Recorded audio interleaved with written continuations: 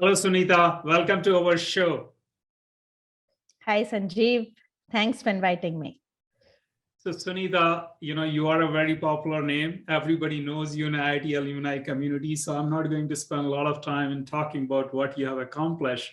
For some of our audience who doesn't know you, Sunita is IIT Bombay alum, and she has an amazing career. Now she is with Facebook, and she's responsible for buying and really doing a lot of crazy things in Facebook. So let's talk to her and learn from her how she got here. So Sunita, what was your hostel? Hostel 10. So when I was at IIT Bombay, we had only one hostel for undergrad women, and that was age 10. Age 10. So can you talk a little bit about your hostel days? Yeah, very fond memories of my hostel days. So I'm from Chennai, but I came to IIT Bombay. So the women of the hostel were pretty much family for me for the 4 years that I was at IIT. So really cherish the friendships I made, the daily schedule, the food, all the Really, activities. nobody liked the hostel food. No, I did. So the first time I went back to Chennai for vacation, my mother was shocked because I'd put on so much weight. And so she said, everyone who goes to hostel loses weight. I love the food. And then because it's Bombay, they cater to both South Indians, North Indians. So there's always rice, there's always chapati, and good spread, and then tiffin in the afternoon. And the only thing I'll add is I was the only girl in my class of 40.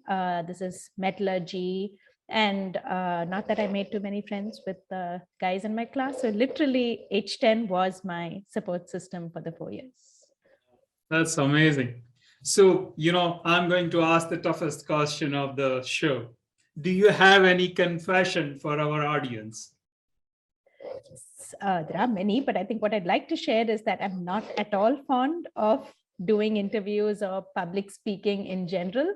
Not my strength, generally stay away from it, but it's only because of loyalty to IIT and love for the alumni community that I agreed to this. And what ends up happening is I practice too much typically, and then it appears rehearsed and unspontaneous. So the Zoom is a boon for people like me. Perfect. Thank you so much for joining us on the show. And PanIIT team is really excited. So we heard her confession. She doesn't like public speaking, but you are in such a big position in Facebook. You must be talking to thousands of people every month or maybe more. So how do you do that? How you got here?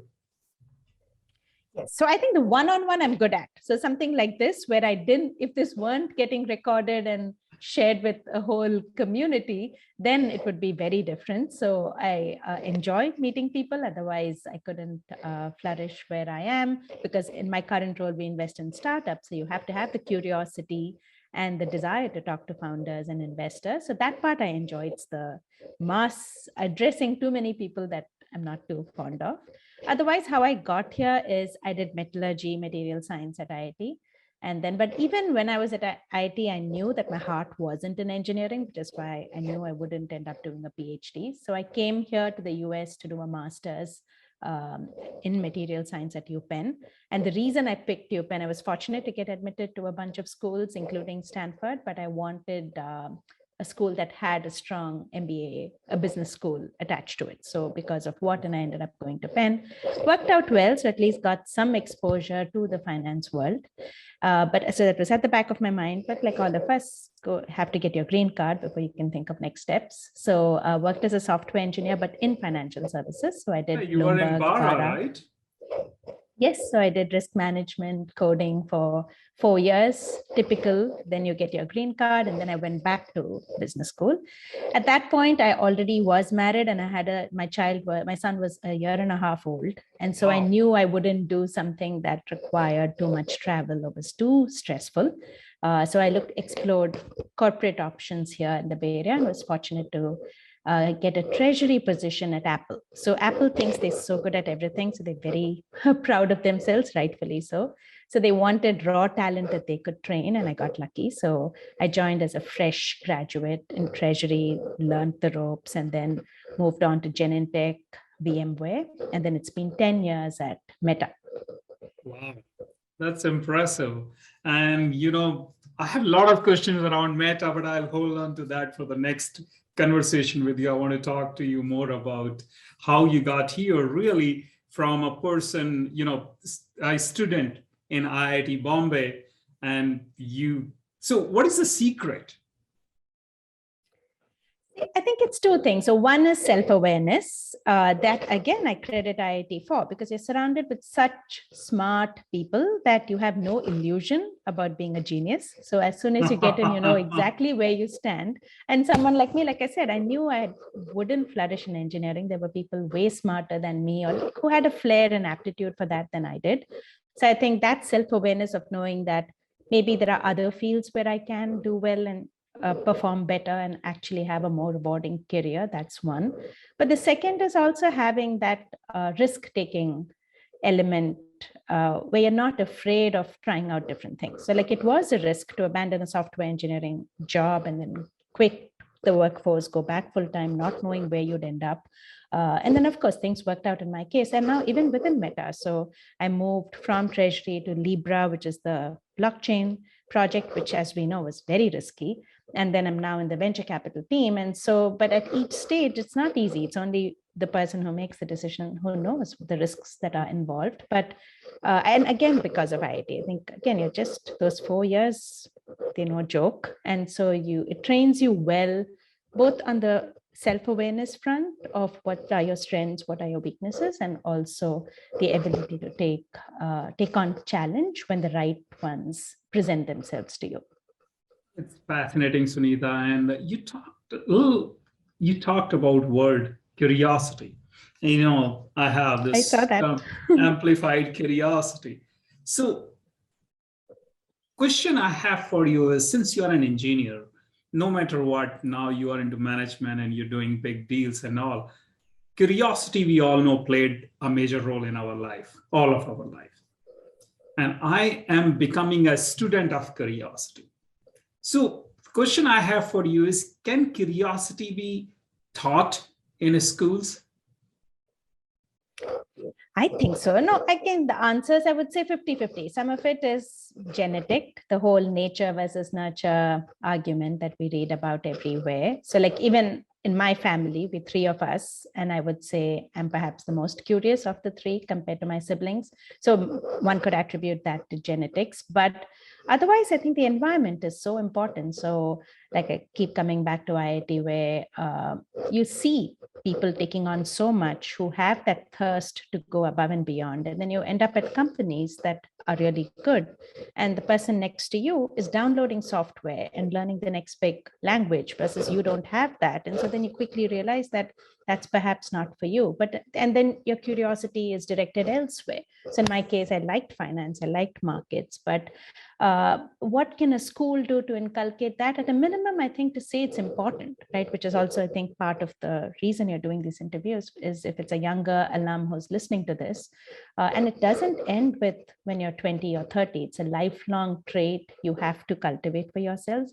And it's not simply to do well in your career. It's like what keeps you otherwise you become irrelevant. I've noticed people who don't have curiosity and you're doing the same thing again and again, slowly you don't have friends, people don't want to talk to you anymore, and old age is not fun at that point. Don't scare me. You're scaring a lot of alums now. I am 49, so I'm not that young anyways. Yeah. So, I kind of agree with you on that, Tom, but in reality, what I am finding is curiosity can be taught. The biggest problem, what I feel, is we are telling ourselves that, oh, this is enough, or the information you have is good enough, or you can Google it, instead of really going out and trying new things. I mean, I took new hobbies, and I'm finding it is so fascinating. I started hiking just 2.5 years ago, and every time I go there, it's such a phenomenal experience. And I never thought hiking can be so meditative. And I get my greatest ideas there. I was not doing these kind of shows and all. In last 1.5 years, I've done 100+ shows like this. And phenomenal speakers like you join me on these shows. And every speaker comes every guest comes and teaches me something. So what I'm finding it is there should be a way we can coach or we can mentor this curiosity, because in the world of information, everything is on Google. So people are not curious anymore. That's how I feel sometimes, because they are information overload. Very true. No, what you're saying is very true. At a minimum, to highlight how important it is, and then maybe do workshops or something even at the college level to highlight how that can help you learn more and be a better student even.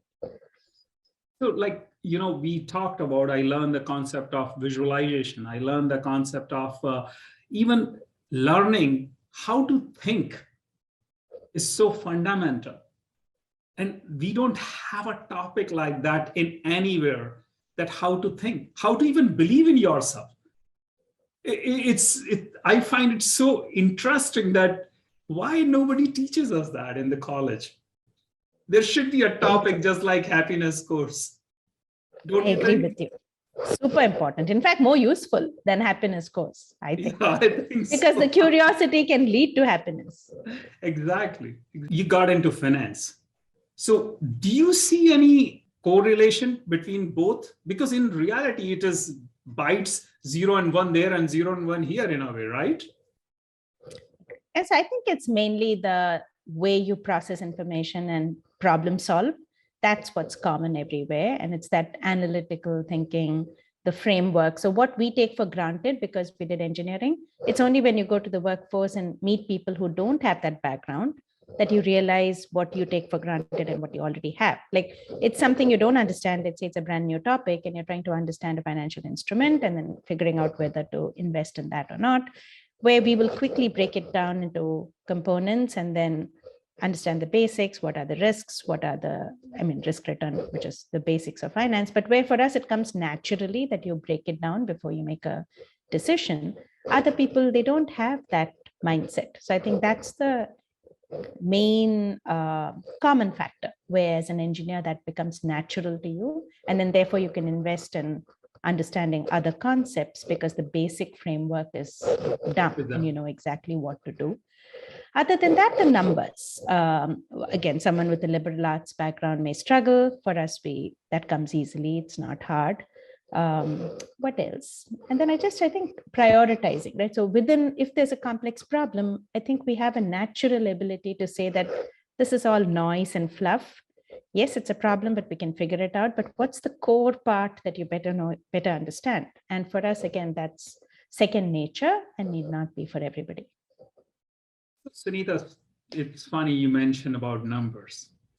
So let's talk about numbers. You work with Facebook. I think 2/3 of the world is already on Facebook platform. Where is it going? That's number one.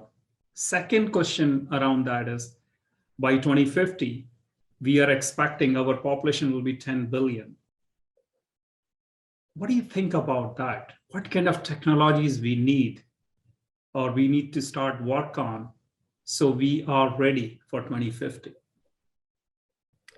Yeah, so on the Meta platform, I really don't think it's going anywhere. As you saw, right? I maybe started with just the blue app, which is Facebook, and then now there's WhatsApp, there's Instagram, there's Oculus, and then we're investing now in the whole metaverse. And I think that's testament to founders like Mark Zuckerberg, with able to see 10 years ahead, 20 years ahead. And it's all very logical. Of course, for us, we don't think the way they do, but for them, it's logical, saying you started with texting people, and then you exchanged a photo, and then photo wasn't enough, you exchanged a video, then you wanted the video to be rich, so you had 3D effects and such.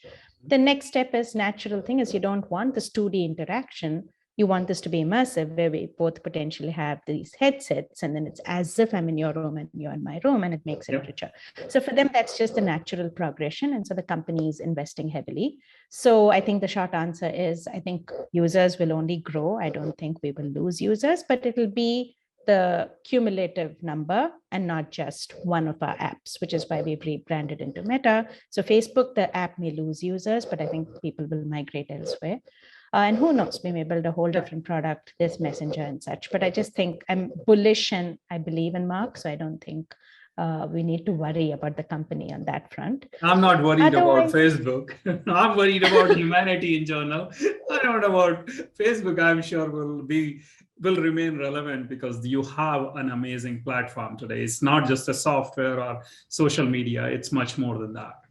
much more than that. And then again, people don't realize, but I mean, everyone is fond of bashing the company up. But then, like, let's say somebody in your family is looking for a kidney donor. Like, you can do everything, but finally, you need to share this with people that care for you to access potential donors. So like everyone I know, all they say, I can't stand Facebook, but they're all on WhatsApp. And for important things, either they have a shop on WhatsApp or they're talking to their doctors on WhatsApp. So again, the point being that they're doing good work despite all the criticism. And so I don't think the company is in trouble.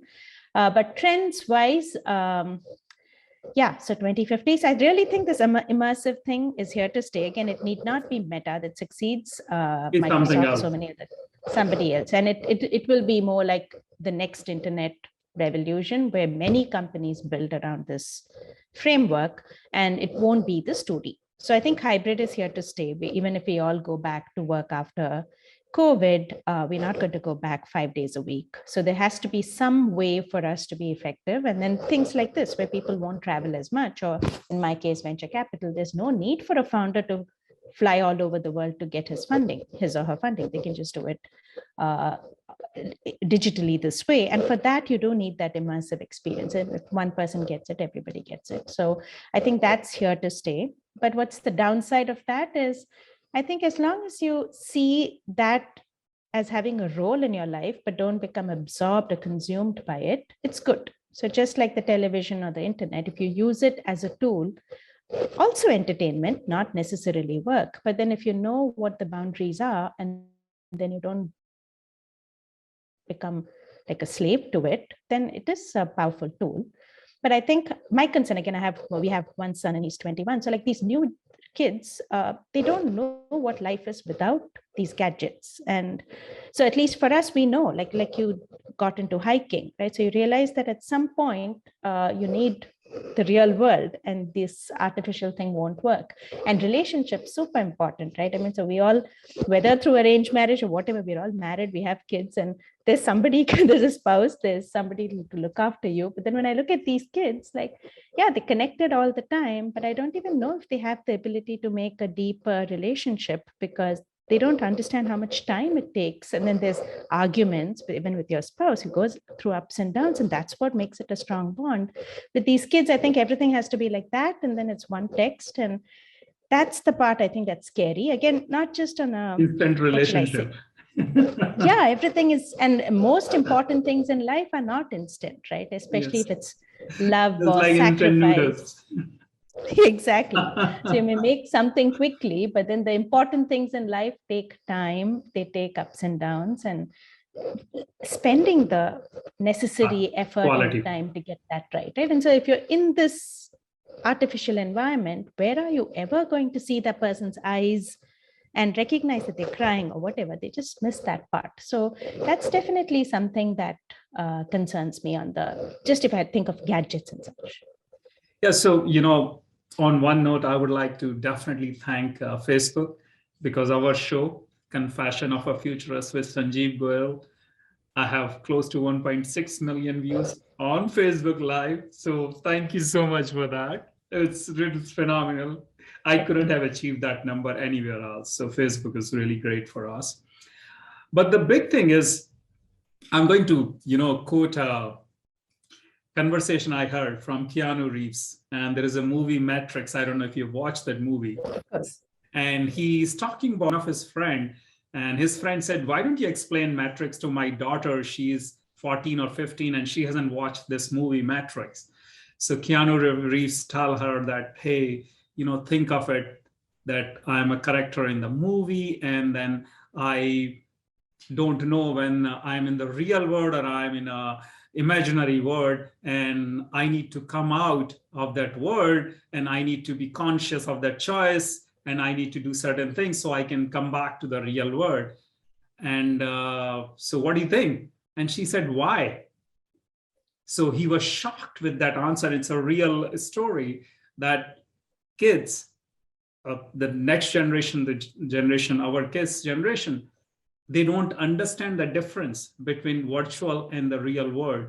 And this is one concept, one of my friends is talking about it, that by 2050, we will achieve through technology and environment where virtual and real will be so mixed that it will not be even called the mixed reality, it will be called the real reality. Do you think, is it possible even? Why not? So again, so here I don't want to digress too much, but I don't know how, like if you've read Hindu philosophy too much, but again, so Bit. yeah, so I read a lot, and something I'm very fond of. But then, and again, no one has to agree with what the scriptures say. But then in ours, this waking state is also unreal, right? So if you think of what Maya talks about, it's like everything is a projection of your mind. And the reason that makes sense is your dream state, where it's just you dreaming, but there's a whole world when you dream, and it seems real while you're in that state. It's only when you snap out and wake up that you realize it was just a dream. So I think all I'm trying to say is that when you're in that dream state, it seems so real. Like if someone said this is false, you're not going to listen to him or her. Until you wake up, you won't know. Similarly, in this, like where we say that unless you're an enlightened sage, you will not know that this is also just a projection of your mind. So I think this is just taking it to one more level, where within the waking state, you're now inside this immersive world and you think it's real. But yeah, it just boils down to like, where do you draw the line? And then to know that there's value in coming back to that real state, like your friend's daughter, where if you think there's no value, then you might as well be in this make-believe world. But I think at the end of it, that's why I came back to relationships, because every study says that the only way to age gracefully and happily is to have at least a few solid relationships, like someone you can count on, someone you can talk to, and that doesn't go away. So no Oculus or nothing can give you that real comfort from knowing that there's someone there. And yes, I think what you say is true. I think this mixed thing will become real, but unless you're hit with something negative, either you lose people or like something horrible happens to you, or you just grow old and you have nobody, and by then it may be too late. It is a problem. And I think it's very easy. Like my husband has the Oculus and he plays table tennis, golf on it. And he's very much in his own world. At that point, he's forgotten where he is.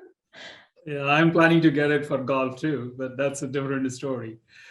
So, I tend to agree with you, but we all know that this digital environment has created a very interesting imaginary layer. It feels like a pseudo connection between the people. We are sending messages, but we don't expect any response back. We are just expecting people to like it, love it, and all. And in reality, it becomes more of a number thing. Even our generation has bought into that. We both know it's not going to go far. The depth of the relationship is not there. So, what do you recommend to our next generation or our current generation, even we should or shouldn't be doing to have this quality of life? Because I do feel like we are missing that quality of life or the depth of the relationships. Totally. I think, first of all, to highlight that it's important, like you were talking of your friend and his daughter, like if the child doesn't even realize that there's value or importance in coming back to the real world, then where do you go? So just to highlight the pitfalls of it before it's too late, because otherwise they could get into a mess and then it's too late to fix it. But well before that, maybe like you said, in the educational system, saying this is only a tool and that it's dangerous to get sucked into it. Just like there's classes around drugs and all the other vices in this world, to also make that part of the curriculum, saying that this has potential downsides and that you have to be worried about it. And then I think once you recognize that you can't be in this forever and it's not a substitute for the real world, to supplement it, right? So let's say for whatever reason, there's commonality between both of us and maybe we both are interested in the same things and we want to do something together. The only way is to meet in person, of course, barring COVID. And if you were local, then we could meet.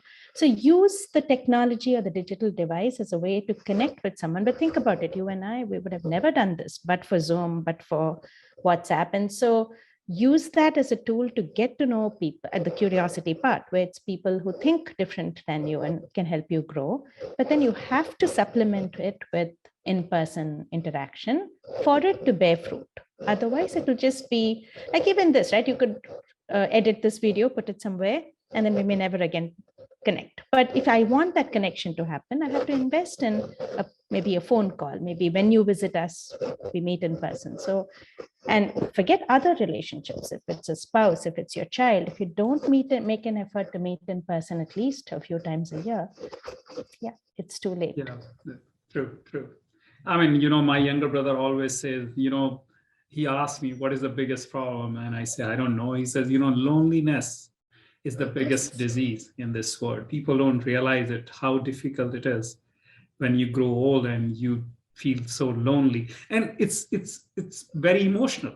It's not about somebody is with you or not. The minute you start feeling lonely, you can be lonely with 1,000 people around you, but it's a real problem. So I do agree with that. But let's talk about 2050 and beyond. You work, and I'm sorry, I'm going to continue to push you for Facebook. You work with the biggest company, and they are really working on amazing technology. So if I ask you to pick one thing or one prediction, what will be that for 2050? Flying cars or something else? So many. So I mean, yeah, you mean like what new development that would come into this world? So yeah, I think definitely this whole the electronics piece of it, right, where it becomes, and again, we've already discussed the downsides, but there's positive upside to it. So where this interaction can become better, it's as if we are together. So that I think is happening, whether we want it or not. So that I think has a lot of positive applications, like so many things. Like somebody said that there was a cancer patient, and this is a child who knows that he's terminally ill, and all he wants is to visit this one place. And then to be able to do that through Oculus, and somebody gifts him that, and the child is happy. So like there's just so many, or like you want to attend a concert and you can't because you're old, but then if you put this on, you're able to attend that dream concert that you always wanted to. So there's potentially so much good that will come from that. Other than that, I think I'm very bullish about medical advancement. Just like the vaccinations got created in record time for COVID-19. So I'm sure there's more that will come down the line. And then I just think the medical community will be so advanced by then that the moment it comes out, we will find a cure to it. So I think those I'm bullish. And then lifespan in general, again, relative to medical, but related to medical. But I think we are all going to live to be 100. The quality of life is what I don't know. I mean, there's a good chance we'll be suffering from Alzheimer's disease for the last 20 of those 100 years. You never know, right? But then you're just a vegetable. But I think prolonging one's lifespan is definitely something that will happen thanks to medical science.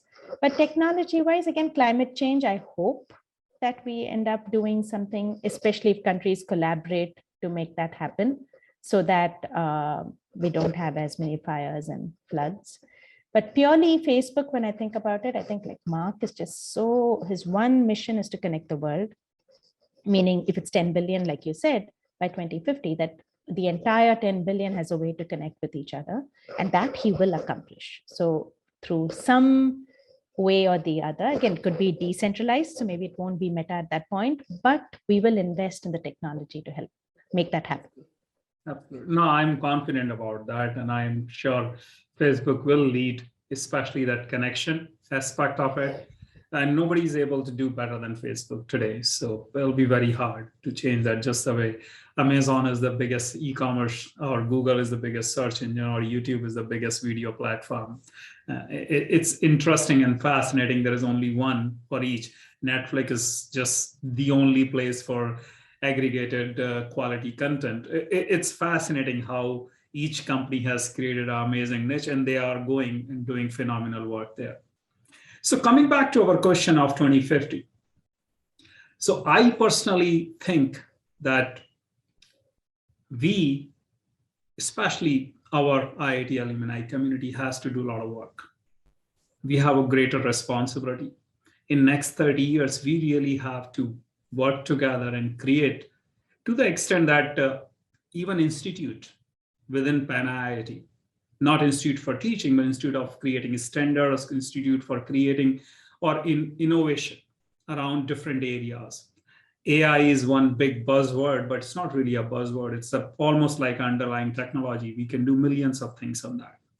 So what are your thoughts around creating these different kind of like a institutional kind of environment where we create a kind of a homogeneous environment, and we bring IITs and different institutions in US and private organizations like Facebook on a one platform and follow or work on solving real problems of 2050? Do you think that is a worthy goal, or is there another structure you think we should think about? Oh, definitely. And I think it's happening in a small way, because when I attend I'm of course from IIT Bombay, and so we have IIT BHF that's doing amazing work. So there are these collaborative efforts already in place between industry and then the institute and maybe a few startups around Powai. So I think that's perhaps what will actually work. So it's good to have a framework where this can scale and where anybody can adopt that model to come up with a breakthrough invention or discovery. But I think these things require a few people that are very passionate about a specific problem, typically, right? Like even at Meta, right? So there are so many bright people. And then the reason these companies do well is a handful of people are passionate about something, and then they get together, the company gives them a chance to build, and then that becomes the next big thing. So to give that the resources and platform for them to do it is what we should do. So maybe a few examples of something that worked, where it's in private sector plus the institute plus maybe the venture capital community, and then you come up with a few things, so then people know they can replicate it. But otherwise it can't be top-down. You can't say that, okay, artificial intelligence, you go through this process and here's how it works. Someone has to come up with an idea, and usually that's all it takes, a bunch of passionate people to then, but you're right in that we could streamline how it would work. So if the bright idea comes from the VC community or from a founder or from the institute, then how do you then scale it and actually implement it to help it go live? That can be documented and everybody can be made aware of the process. You know, the reason I am bringing this up is there are close to, I may be not entirely accurate, but more than 20 to 25,000 students enrolled in different IITs, especially in PhD programs. So it's a pretty large number. Yeah. Now, this, in my opinion, is untapped energy, power, skills, knowledge, you name it. I mean, these are the best of the world. If we can build a framework where all the IITs, all major institutions, even government and private institutions collaborate, we can do so much. It's just phenomenal. I think it's a lot of wasted energy, because 80–90% of that research work goes to pretty much waste, and the efforts of this, like, I mean, it's just raw energy. So that's the point I was trying to make, that together, if we work on solving some real problem, whether it is food or environment, because in the end, it's all going to be about sustainability. Even the food is about sustainability, that how we are going to sustain with the current growth of the people, give them quality of food, whether it's housing, whether it's transportation, everything has to be around sustainability. That has to be the core. And then around that, we bring these different infrastructure to solve different problems. That, I believe, is a worthy goal. I don't know how it can be done. I'm just a guy who is really passionate about bringing the problem, and hopefully together we can solve it. But I do see we have a responsibility, and together we have to solve it somehow. So let's see how the world will unfold for us. I agree with you completely. So any favorite memories of IIT days? Coming back to the hostel, so I think there was one where we didn't have a TV, or like the one we had was so old and broken. And so we actually we wrote to Philips, and then we wrote a poem, and they liked it, and they gave us a free TV. Wow, but of course we had to go all the way pick it up.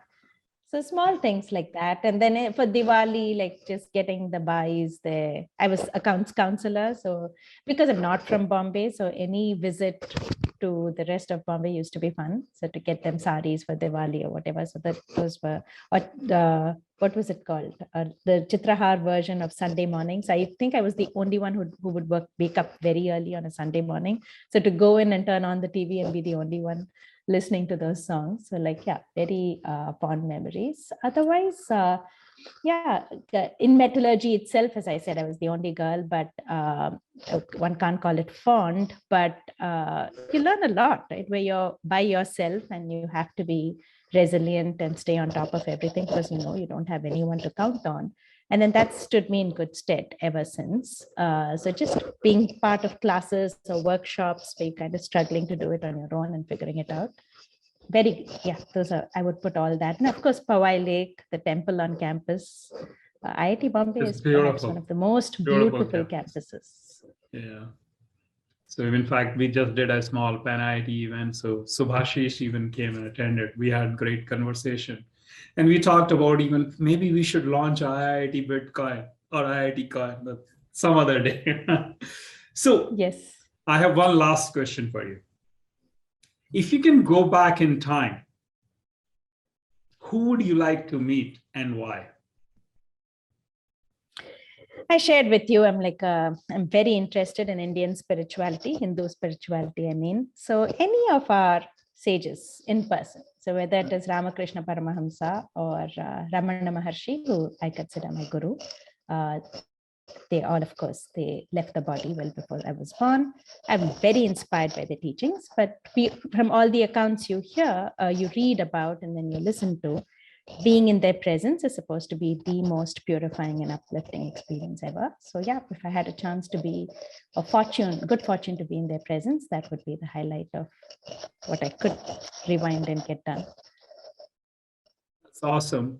Any parting messages for our audience or any message for our audience?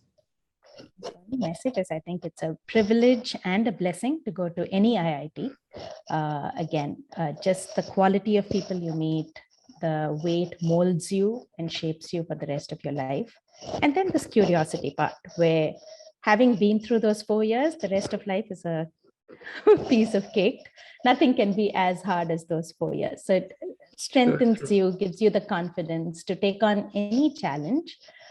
So however hard it is, like especially for women, I think you shouldn't shy away from preparing for the JEE first. And then for those 4 years, even if it's hard, it's well worth it if you look back 10 years from then or 20 years from then. Sunita, thank you very much for your time. I really enjoy this conversation. I learned so much about you and learned so much about what is possible and how the real and the virtual world will be combined and it's going to be one. Will be interesting. I believe we both will be alive to see that. So let's see how it goes and how will we manage in that world. Thank you so much for your time again. Wonderful, Sanjiv. Pleasure talking to you, and thanks again for inviting me.